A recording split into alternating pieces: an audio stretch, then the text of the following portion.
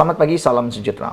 Beberapa menit, beberapa jam selepas pembentangan belanjawan atau bajet tahun 2023, tiba-tiba muncul pula ahli parlimen daripada Perikatan Nasional membidas bajet 2023 Anwar Ibrahim ini. Yang menariknya, yang membidas ini ialah ahli parlimen pembangkang yang berasal daripada UMNO Barisan Nasional. Siapa lagi kalau bukan Shahidan Kassim. Beliau membidas Perikatan Nasional, membidas kerajaan kerana tak beri peruntukan untuk ahli parlimen pembangkang. Ahli parlimen pembangkang dari Perikatan Nasional PN membidas kerajaan berikutan tiada peruntukan diberikan kepada ahli parlimen pembangkang dalam bajet 2023. Ahli Parlimen Arau Shahidan Kassim berkata, ahli parlimen pembangkang sepatutnya mendapat peruntukan yang adil dan sama rata seperti ahli parlimen kerajaan kerana ia merupakan wang rakyat. Kami wakil rakyat, kami menang pilihan raya.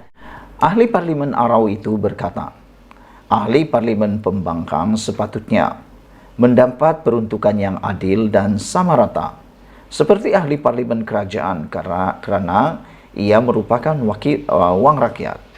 Kami wakil rakyat, kami menang pilihan raya. Kenapa hak kami dinafikan, kata beliau. Kami tak dapat peruntukan. Ahli-ahli parlimen daripada kerajaan dapat peruntukan. Kami tak dapat. Kenapa tak dapat? Soal beliau. Dalam dunia ini tak kira oposisi, tak kira kerajaan, peruntukan ahli parlimen dibagi sebab ini ialah peruntukan rakyat. Sebenarnya saudara-saudara sekalian, peruntukan ahli parlimen pembangkang memang telah diwartakan ada.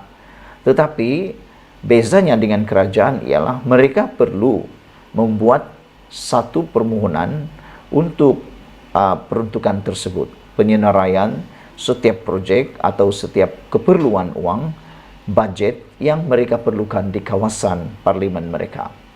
Sebagai ahli pembangkang, mereka perlu memohon melalui kerajaan dan mengikut kebiasaannya, setiap permohonan mereka itu akan diluluskan.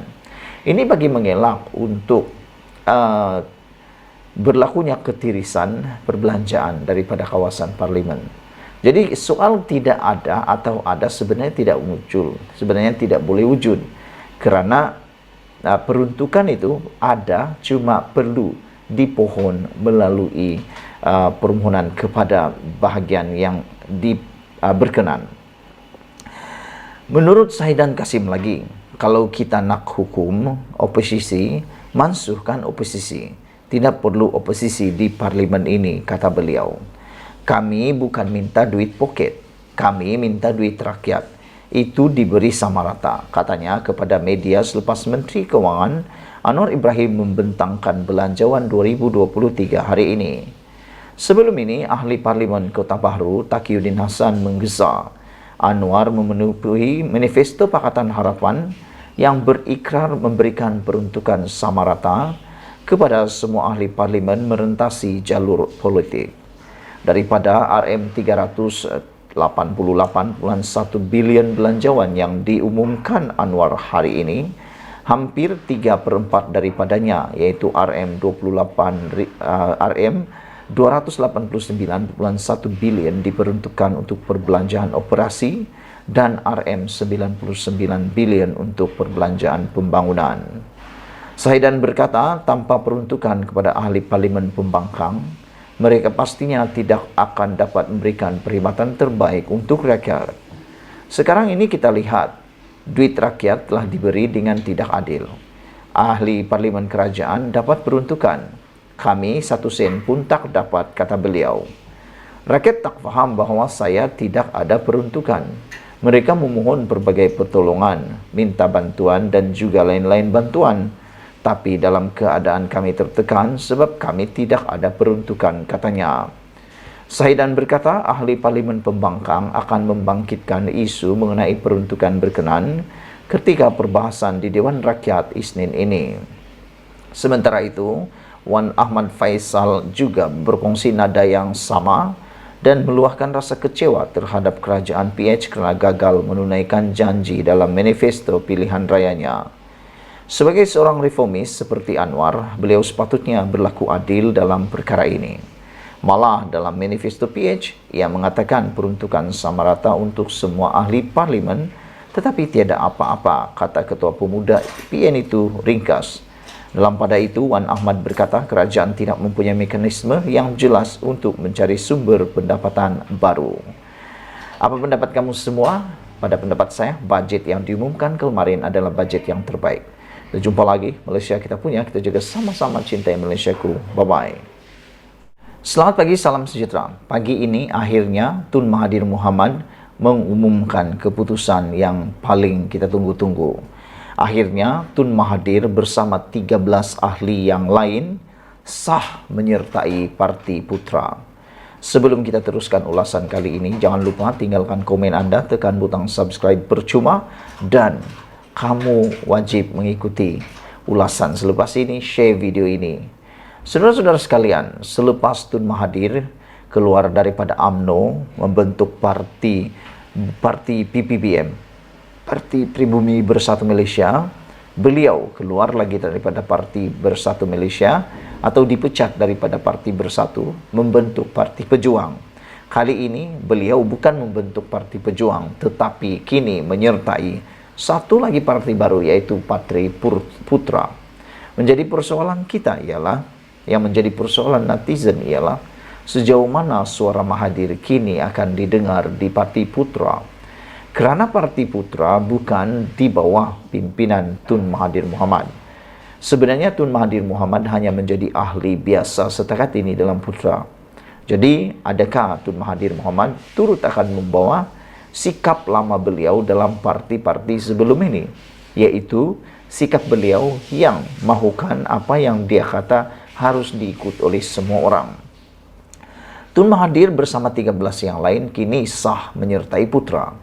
Adakah kini Mahathir Mohamad akan menjadikan Putra lebih kuat atau akan menjadi lebih lemah lagi?